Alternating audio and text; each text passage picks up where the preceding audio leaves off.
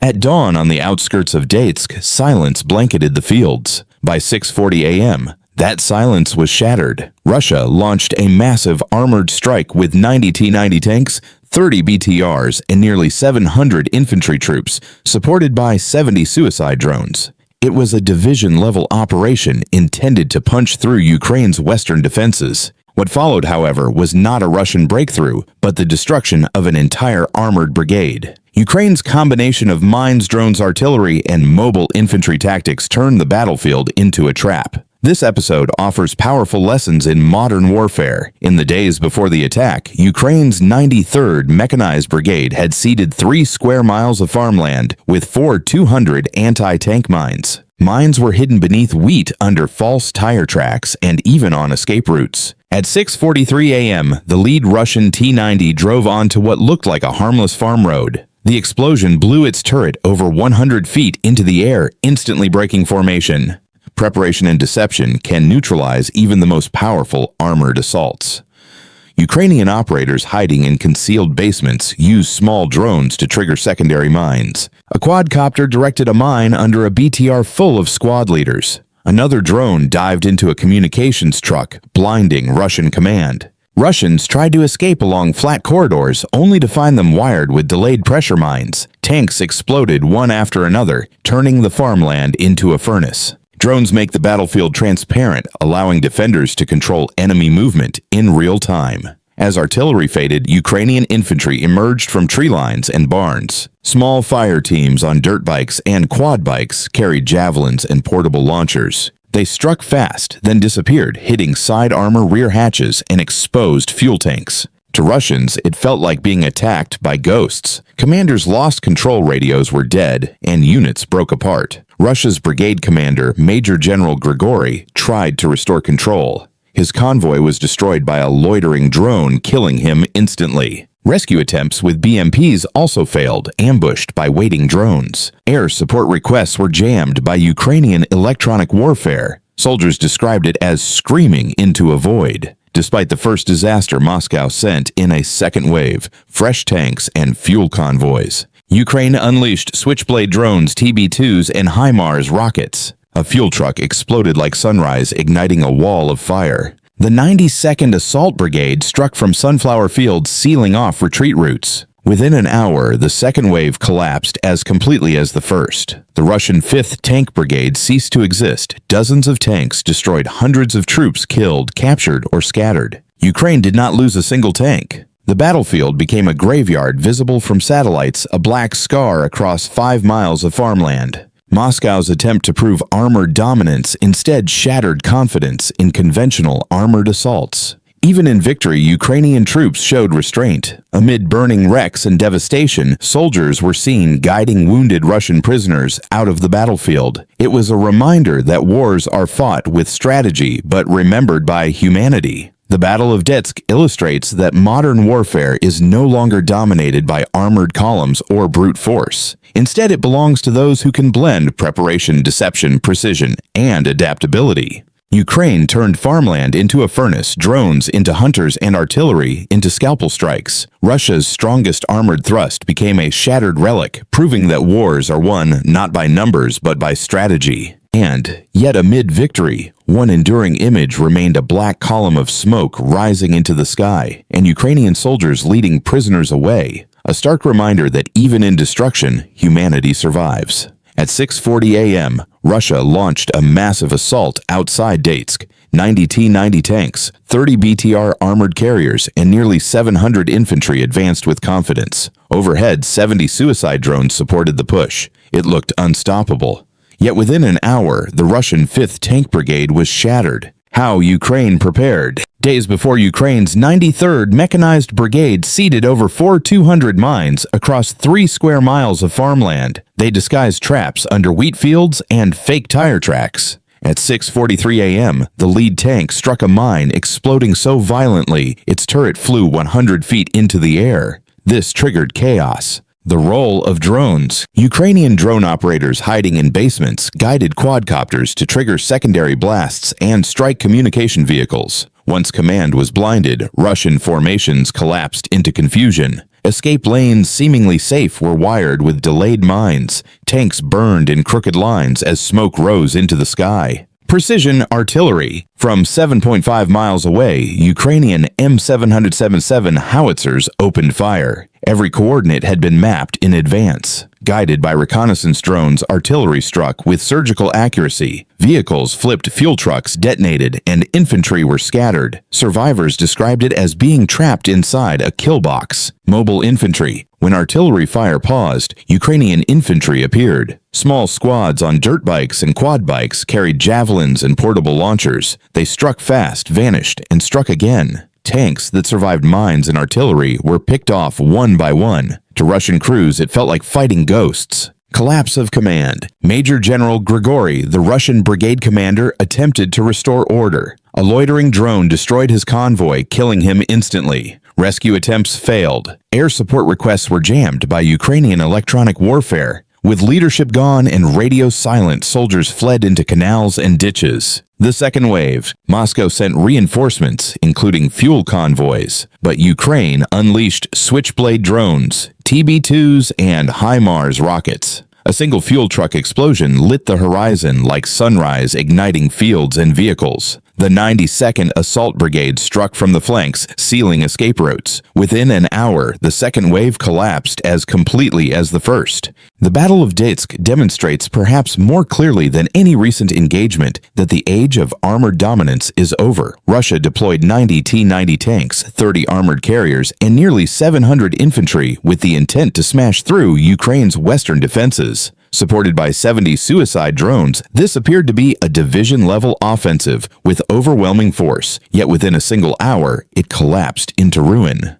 The strategic lessons from this battle are profound, reshaping how modern militaries must think about preparation technology and adaptability. The first and most decisive lesson is that preparation and deception can neutralize brute force. Ukraine's 93rd Mechanized Brigade spent days transforming farmland into a minefield of over 4,200 hidden charges. Mines were buried beneath wheat disguised under fake tire tracks and even planted along likely retreat routes. When the first Russian tank triggered an explosion that hurled its turret into the air, the assault's formation was broken. What looked like a battlefield of open farmland became a carefully engineered trap. This illustrates a truth that resonates beyond Donetsk. Battlefields are no longer defined by geography alone, but by the ingenuity with which defenders shape them.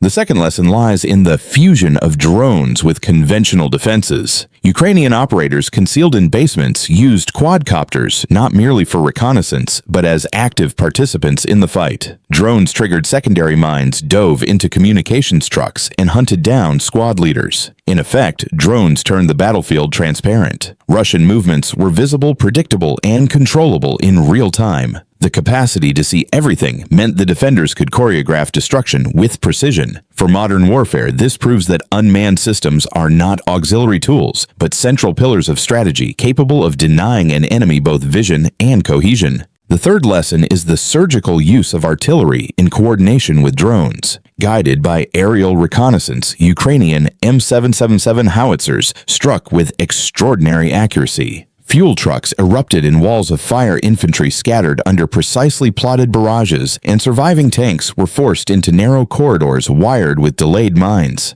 Rather than blanket firepower, Ukraine relied on precision, turning artillery into a scalpel. The strategic takeaway is that artillery, when integrated with real-time drone intelligence, is no longer an area weapon, but a system of targeted annihilation. The fourth lesson is the mobility of infantry in asymmetric engagements. Ukrainian squads riding dirt bikes and quad bikes carried portable launchers darting in and out of the battlefield like phantoms. They struck at weak points, side armor, rear hatches, and exposed fuel tanks before vanishing. This form of micro-mobility made it impossible for Russia's heavy columns to respond effectively. Strategically, it marks a departure from conventional infantry doctrine, proving that small, agile teams can dismantle superior armored formations through speed and surprise. The collapse of Russian command underscores a fifth strategic truth: leadership is now more vulnerable than ever. Major General Grigory was killed instantly when his convoy was destroyed by a loitering drone.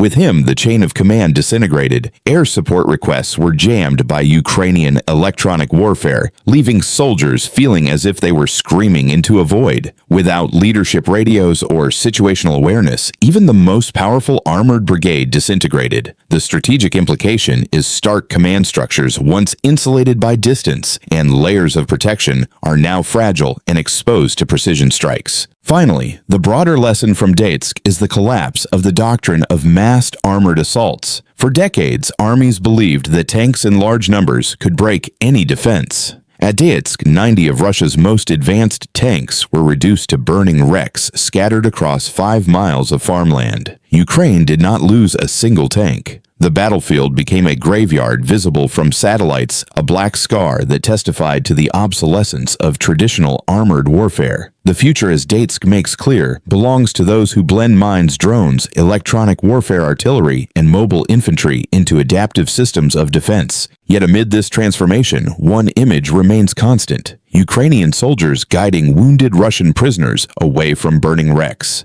It is a reminder that strategy defines victory, but humanity defines memory. Even as new doctrines emerge and old ones collapse, the endurance of compassion ensures that war remains not only a contest of machines and minds, but also of values. The Battle of Donetsk is remembered not only as the destruction of Russia's 5th Tank Brigade, but also as a defining moment in the evolution of modern warfare. On paper, Russia's offensive should have succeeded. 90 T-90 tanks, 30 armored carriers, 700 infantry, and 70 suicide drones advanced in a division-level strike. Yet within an hour, the entire formation was shattered. This outcome offers a series of powerful lessons that extend far beyond a single battlefield. The first lesson is that preparation outweighs sheer force. Days before the battle, Ukraine's 93rd Mechanized Brigade had transformed ordinary farmland into a deadly labyrinth. Over 4,200 anti-tank mines were concealed under wheat fields, false tire tracks, and even along retreat routes. When the lead tank triggered the first blast, chaos rippled through the formation. The lesson here is simple yet profound: technology and numbers cannot compensate for lack of foresight. Properly prepared defenses can turn even open farmland into an impenetrable fortress.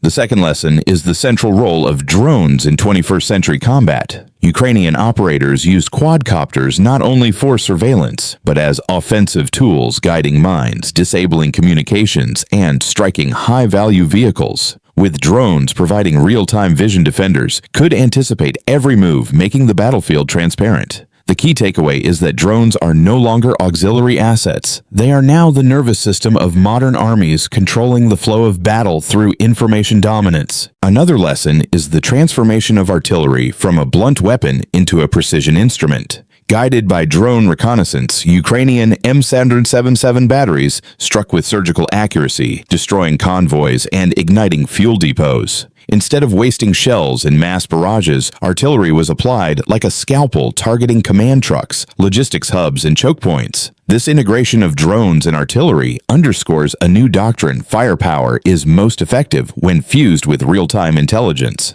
The fourth lesson comes from the agility of Ukraine's infantry. Small squads on dirt bikes and quad bikes carried portable launchers, darting in and out of combat zones with speed and precision. They targeted weak points, side armor rear hatches, exposed tanks of fuel, and vanished before counterattacks could arrive. This demonstrated that mobility and speed can dismantle heavy armor. Armored dominance is irrelevant if it cannot catch or neutralize highly mobile units. The collapse of Russian command at Donetsk offers another critical lesson. Major General Grigori was killed by a loitering drone strike, instantly paralyzing the chain of command. Communications fell silent under Ukrainian jamming, and soldiers described the experience as screaming into a void. Without leadership or coordination, even the most powerful armored formation crumbled. This shows that in modern war, command structures are more fragile than ever. Leadership, once shielded by distance and hierarchy, is now exposed to precision strikes.